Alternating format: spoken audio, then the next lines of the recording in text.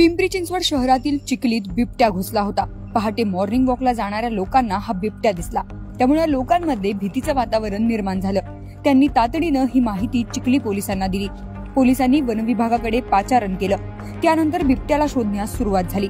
बिबट्या एका गोठ्यात लपून बसला होता। गोठ्यात जनावर होती, त्यांच्यावर तो हल्ला करेल अशी भीती होती, त्यामुळे वन विभागही सावधपणे पावलं उचलत होता। तर गोठा मालकानं बिबट्या पळून जावा म्हणून आरडाओरडा केला।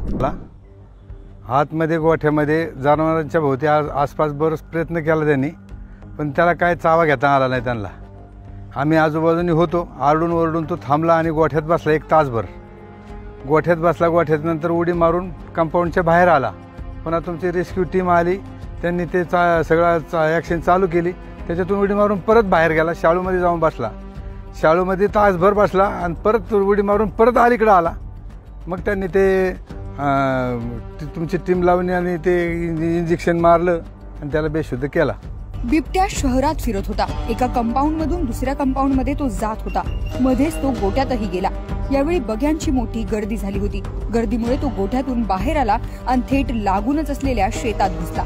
यावेळी वन विभागानं त्याला जेरबंद केलं। आवाजून 5 मिनिटं झाली त्यावेळेला आपल्याला फोन आला।